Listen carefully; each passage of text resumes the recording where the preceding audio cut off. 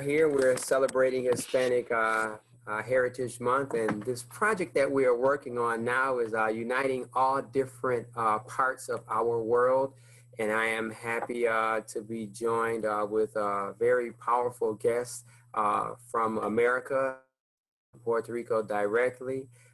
We have Beatriz from El Batey, we have Cruz, and we have Maria Krystal. Not bad with your R.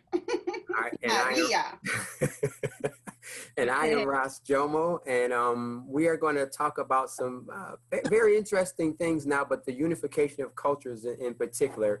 And it's going to get into roots, history, culture, and across culture that maybe many have not thought about. One of the first things I want to get into, though, I want to talk a little bit about Puerto Rico just to open up the audience. And we'll talk about the island. We'll also get a little bit into what all of us bring to the table as dancers, artists, and things of that nature. To either set or either group, just given a history, what is like the general history of how Puerto Rico was populated? Who's there? Can maybe B, can you start off with that? Sure. So for me personally, I learned that part of the history of Puerto Rico through Bomba. So it was amazing to me. You know, I'm not a historian, but it's not a history that is taught in Puerto Rico. And maybe the girls can agree with me, you know, whether or not, you know, Afrocentric history is taught in Puerto Rico. And in my experience, it's not. If we follow the history of the transatlantic slave trade, Bomba, it's like literally parallel with it. So we know that the first influx was Western Africa. There's traces of the Ashanti tribes that were brought into Puerto Rico. There's traces of that in Loíza. One of our bombas, more ancestral bombas and more black bombas are in Loíza. But it was through San Juan, Santurce, San Mateo de Cangrejo. So it was a very broad area that was kind of concentrated in Loíza as it evolved. So we know that happened as far as populating Puerto Rico in an Afrocentric way. Then we know that something big happened too in the history of Puerto Rico, where the Spaniards needed help to secure and defend the island, the territory. And then they started, in attempts to populate Puerto Rico, they started opening the market and inviting slaves, offering enslaved people, offering freedom to them. So there was an influx of you know, African descent and African coming in because they were looking for their freedom.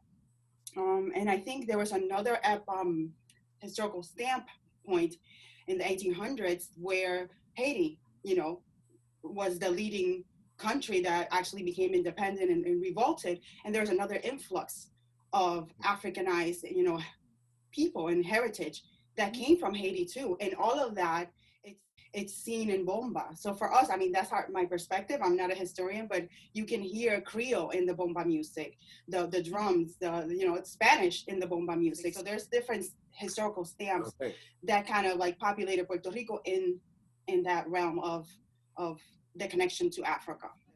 It's true. I mean, normally Puerto Rico is like globally known like ¿cómo se dice?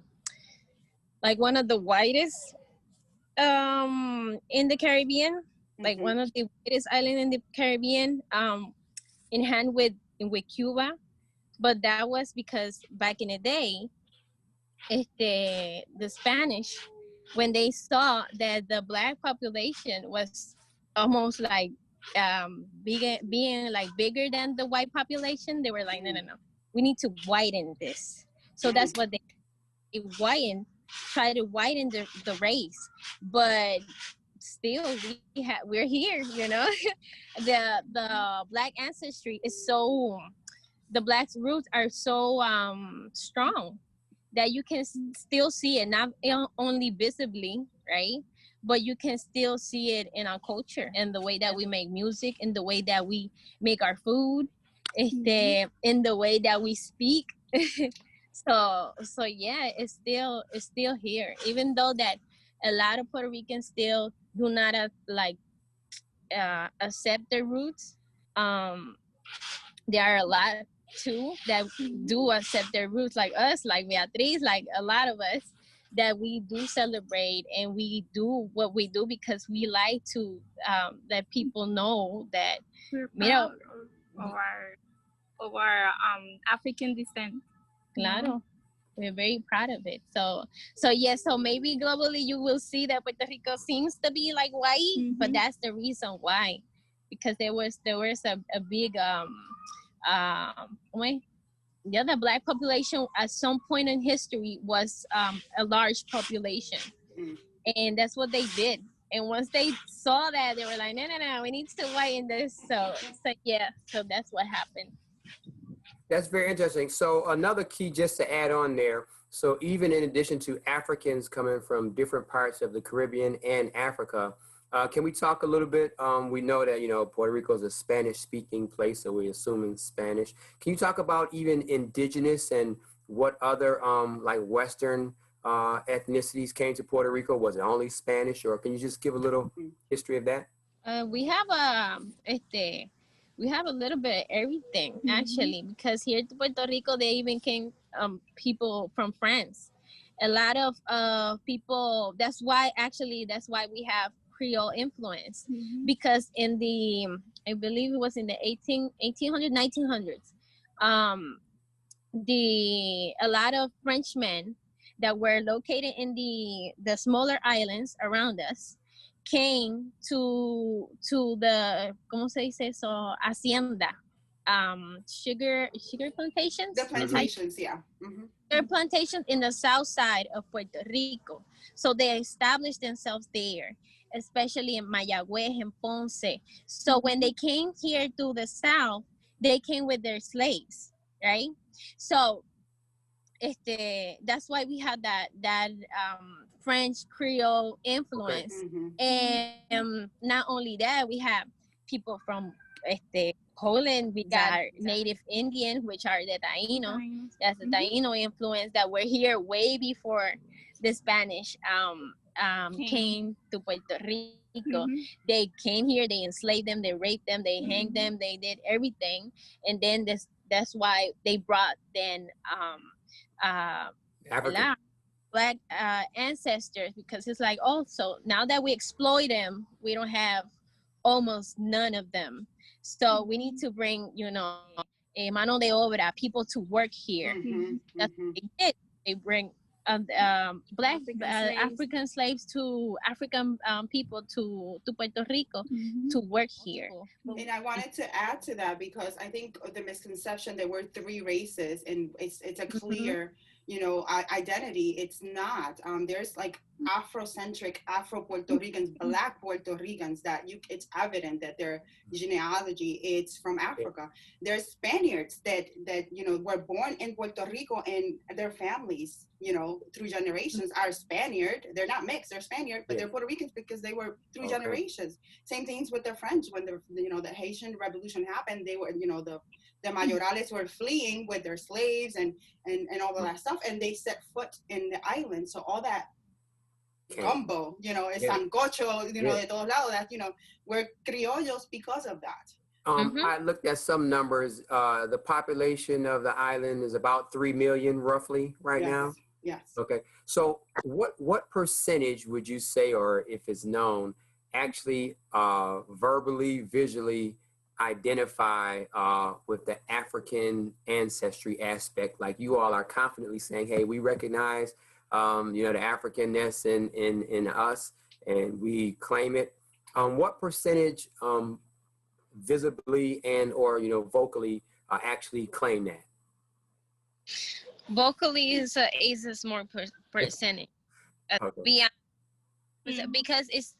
Because since we were kids, they're always feeding us from school that we are mixed, we're not pure, so it's like, no, you can't be, you're not black, tú eres indio, or maybe you're quemadito, or maybe you are atrigueñao, but they don't teach us this thing about, no, you're black.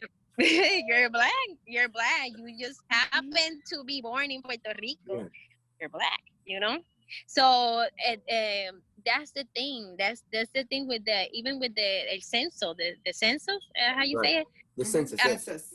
People get confused. Like people here in Puerto Rico ask themselves, what should I put under?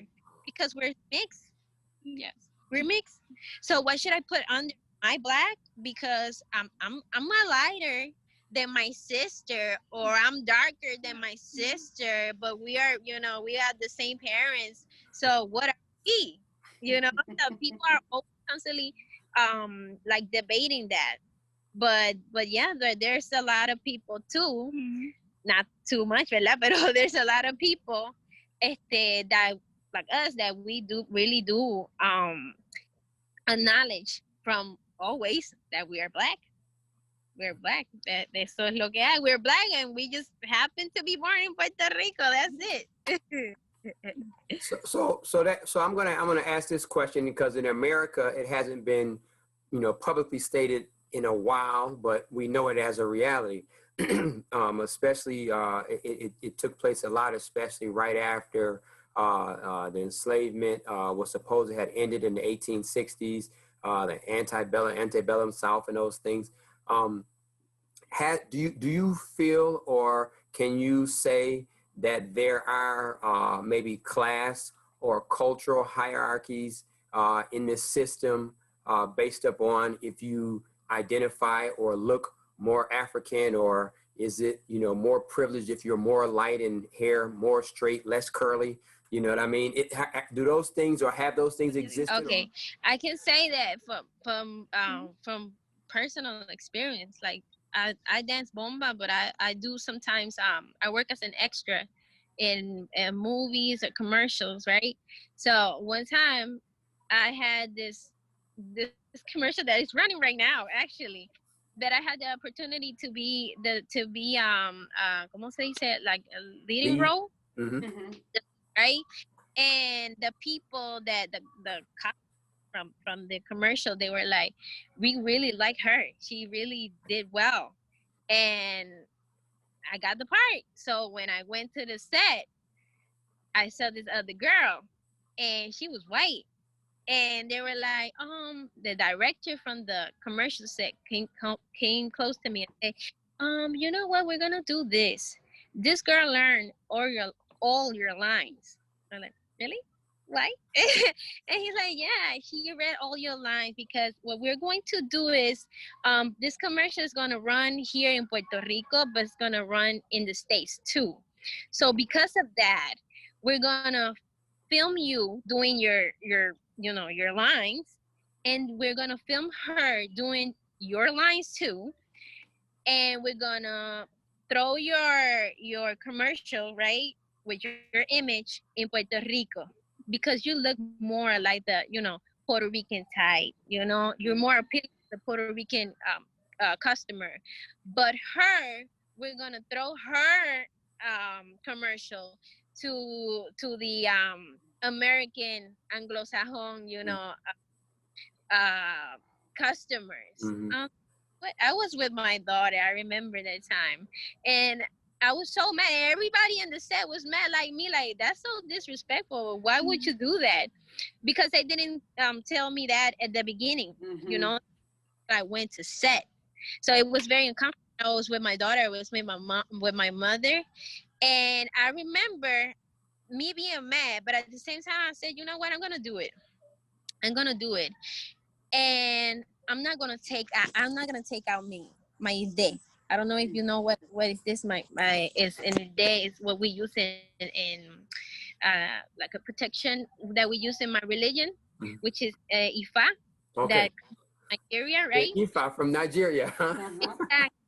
So I said, you know what? I'm gonna do it, and I'm gonna do it with my Ide, and I'm gonna do it with my daughter with her Ide too, so people know that even though I get goosebumps, but so people know that even though this is like a commercial that's trying to whiten things. I'm gonna be as African as you never thought. Exactly. And when the ancestors come out, they're gonna they're gonna know. So I like, whoever knows, it's gonna be like, oh, so she's like, yeah. So that's what I did. But yeah, Good for you. happen. And I commend you, and my heart goes out to you, because it's 2020, and then you hear those stories in the United States, because this is a very racialized country. It's black and it's white every day, all day. Yes. The So only in time Puerto it's not Rico, is when you want to ignore it. Exactly. So in Puerto Rico, you would think, oh, we're past that because we're centered in our Puerto Ricanness. But then you see things like that. This is a Puerto Rican production company. It's so insidious that even there, for people that deny it, it's like it's a reality to Black Puerto Ricans. There's a story, San Mateo de Cangrejo. There was a systemic effort to displace all of these families, all the patriarch families that were directly Bomba practitioners.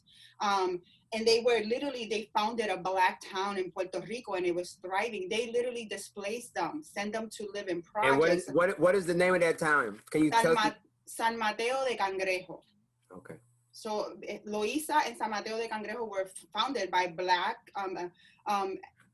enslaved Blacks that were free, either escaped, cimarrones, or freed slaves that were already freed in Puerto Rico because of that influx that the Spaniards, try to achieve. And then, so they found that they were thriving. Of course, they lived subjugated underneath the Spanish rule, but systematically, they literally were dismantled, and Bomba almost disappeared because of that systemic racism, because of economic reasons. They wanted that place to be the capital of Puerto Rico, an urban thriving, for the rich. And the Cepedas had a lot to do with it. Preserving the Cepeda family had a lot to do with that preservation. If it wasn't for him, those families that were displaced, that were not able to practice Bomba and thrive as a community, because they were just splintered. And we see that gentrification in modern day. So that racialized persecution is systemic too. There's nuances about pelo malo, things that are still engraved in our everyday life, but there's structures that are in education. You're not taught about our Afro descendancy. Can we talk about preserving culture through the years? How has drum dance Bomba, how has that been important in actually keeping something positive about just non-white culture? How important is that? It's extremely important for us, because some people are not even exposed to this, Bomba. In Puerto Rico. In Puerto Rico, they're only exposed to it when they see you, like maybe in the street dancing, in the park dancing. That's how they see it, and they're like, oh, I like it. Oh my God, I love it. Because they don't normally see it unless it is for in Navidades, in Christmas. with ¿cómo es? Las fiestas and the school activities at Christmas. It, but they don't know that there's people that do this like daily, normally, and it's part of our normal life. Like we celebrate, ¿verdad? Yes, a lot of people here in Puerto Rico, they think, like my sister said, they think that Bomba and Plena is only for Christmas. I don't know why, but yes, at the schools they teach the kids that, like, oh, Bomba y Plena, that's Christmas festivities, and it's the same. And it's not, right? Exactly. It's not something different. So. Yeah, it's different. So people tend to get how do you say that? Mix the things. Mix the things, like Bomba y Plena. No, Bomba is something and Plena is something, and it's not only for Christmas. Sí. But our culture. So yeah. Okay. No, can you define Bomba and Plena and tell a difference for our audience real fast? Yes, Bomba is it's a percussion. Sí, percusión. Yeah, it's a percussion. We use drums, barriles, and Plena they use panderos. Is instrument with goat skin. With goat skin and wood. Yes. That Bomba came before Plena. So it's more modern. La Plena. It was so modern that even people went to the ballrooms to dance Plena back in the day, right? And Bomba used to be like ¿cómo se dice eso? Como los pregoneros, when you are singing the news, the people who sing the news, they used to do that. Because back in the day, people, there was a lot of people that didn't know how to write and read, so they would tell the news with the pandero. So in West Africa, that's the griot culture. In Mali, they call it the jolly, where the persons are singing, they're talking the story with music. You see? Oh, yeah. There's the connection. I know. Yeah. So for me, that's why I'm so passionate about it, so protective of it, so intently like focused on educating myself to properly educate. Not in a Eurocentric way. I want it from the root, and the root is Africa.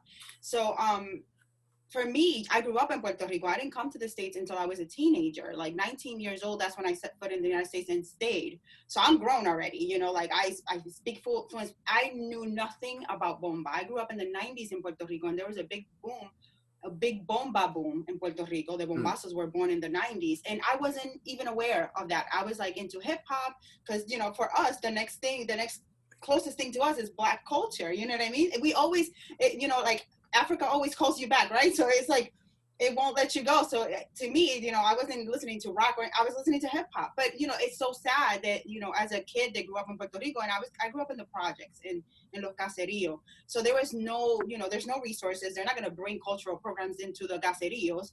And even so, in general, most Puerto Ricans don't know what Bomba is. And if they do, they have it stigmatized and attached to something bad, negative, voodoo, you know, like, it's a different, even if it's secular, but even if it was a religious tradition, it's just a different religion from the Eurocentric religion. So it has to be stopped to be demonized like that. So that's like one of my biggest things, is that it's something that's ours. It's something that's centered in Africa, and it's good. It's innately good. It brings You said good and the light came on. It's like, yeah, that's the ancestors working out. You see, working their magic.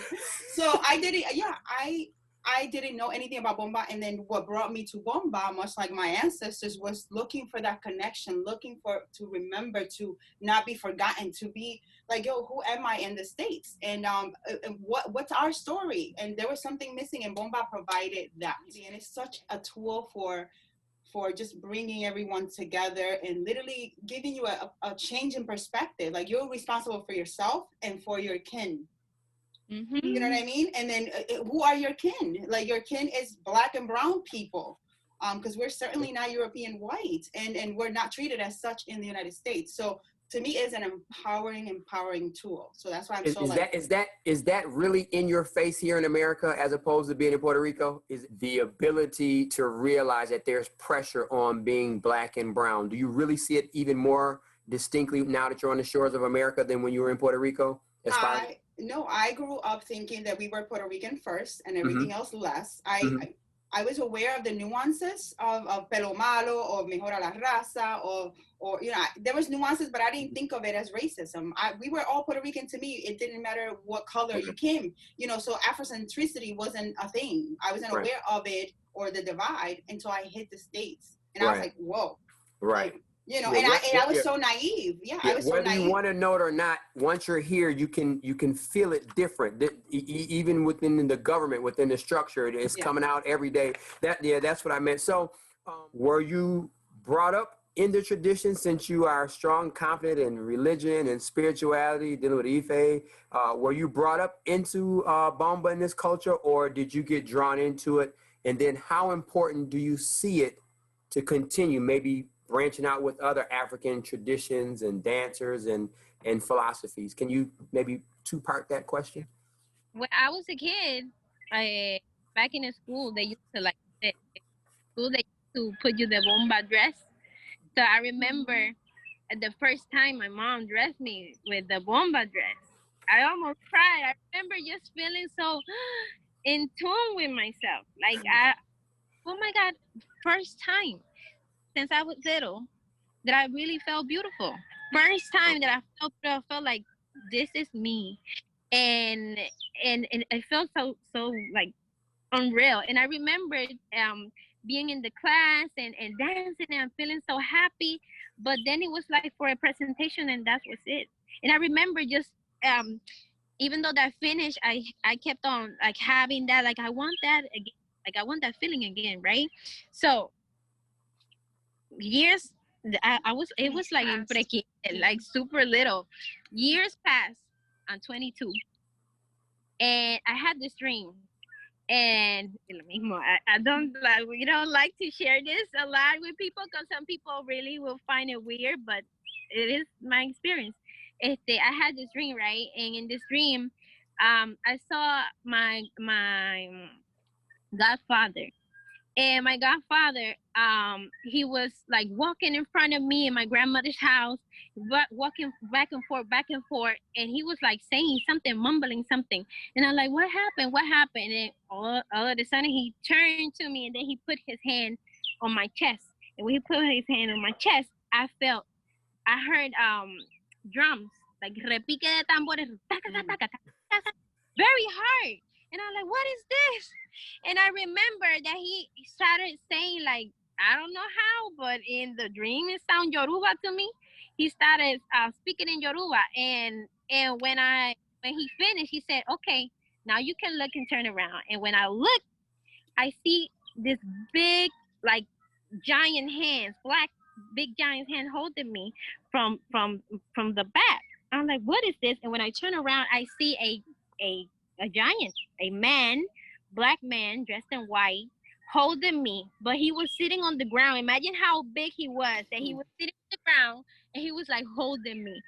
And then I look at my uncle, and my uncle said, so now you see this man, right? I'm like, yes, who is this? And when the man stands up, the man becomes like a normal size, but even though he was a normal size, he even touched my grandmother's ceiling. And I'm like, oh my, so big. And then I start looking at him, and he's dressed in white, and he looked like it was a moro. I don't know how to say that in English. A Moors. Oh, yeah. It was Moors. And he had a turban, right? Beautiful turban, beautiful cheekbones. His eyes were like, like almost like Asian eyes. And his, I don't know, it looked so, his nose was very big and glowing. I'm like, what is this? This is like a god. I swear, I was like blown away with what I was seeing. So I saw him. I'm like, who is this? And my uncle was like, this man right here, he used to be a slave when he was alive. And he now walks with you because he used to have a daughter. And his daughter was 2 years old when he died. And when they died together, and he said that you remind him of his daughter, so now he's with you and now he's protecting you. And I remember the man speaking to my uncle in another language, and I could understand in the dream the language, and he was like saying something and doing like this, and my uncle was telling him, what the hell are you saying, what are you saying? And I'm like, yo, Frankie, he's asking for his scarf. Where is his scarf? And he's like, I don't know. And then my uncle said, okay, you can wake up now. And then I woke up. And I'm like, this is so weird. So I swear to God, mira, por mis hijos. The same day, I go to Bayamon with my mother to go to the mechanic. So we went there. We are there with the mechanic. We are outside the place talking with the mechanic, which was a funny Dominican man. And we were talking, and all of a sudden I hear the same drums. Very loud. I'm like, what is this? And I started crying. I'm like, what is this, mommy? Are you hearing that? And the mechanic is like, oh yeah, I can hear that too. Yeah, that's the people right there on the park, right in front of the across the street that was this park. And I'm like, I don't know who is playing. I need to go there. And my mom's like, are you crazy? Because cars pass there very fast. And I'm like, yeah, I need to go there. So I went across, and when I looked there, in debajo de un gazebo, I could only see silhouettes of people because it was very dark. It was almost a night. And I could see this very huge guy, big belly guy, playing the drums, and a few guys around him playing the drums too. And this lady, this old lady, which was Elsie Nunez, our first teacher, and she was like dancing. And I'm like, what is this? What's this? What's happening? He said, oh no, we do bomba. Like, this is bomba? And she's like, yeah. And I'm like, okay, can I start? Can I join in? And like, yeah, you can start. Okay. And I remember just like crying. So that's how I started going. Then my sisters, I started going too. Then my mother and then everybody. So that's how it happened. We don't normally say that too much because I know it's kind of weird. Thank you. So now just with Beatriz and with everyone now, I mean, it looks as though we have started something new pretty soon. The premiere is going to be out of our combined works, and you know, I can see really far. I'm not in the dream, I'm in the vision, and I really can see us all putting all of these pieces together with our African drummers, dancers, musicians, singers, and I think that that creation now is going to give us time to tell our story, what happened to us during our separation. What do you think are going to be the benefits of all of us telling our African stories and how it happened in America, how it happened in Puerto Rico, how it happened in Haiti, how it happened in Dominican Republic? What do you see as the importance now of all of us being able to put things together? That'll be my final question. So for me, I see it as a huge catalyst for social change. So it's not just an entertainment. It's not just this is a folkloric. It's a living tradition, and it's a unifying force where Afrocentricity, it's at the forefront, where it's highlighted, it's elevated, it's seen as what it should be, ours, good, and a source of community and unity. And it's in Puerto Rico, it's not so insular, even though we have this mentality that we're an island and we're, you know, in the middle of the ocean, it's just Puerto Rico. No, we're so connected to Haiti, we're so connected to the Dominican Republic, we're so connected, I mean, Ecuador, you can hear all those rhythms, Rabunta, Tumba Francesa. There's so many things that look and sound like bomba that is undeniable that we are one entity, you know, and the root is Africa. So it's a conduit for social change. Everywhere, me here, them in Puerto Rico, it's life changing. So it's a force. It's unstoppable. It's not stopping. Yeah, I think it's gonna be an eye-opening for everyone. For people that don't know about Bomba, I think it's gonna be a really eye-opening for everyone, and I hope it spreads all over the world, and all the people will know that we are African descent, and we have that part, and we are proud of it.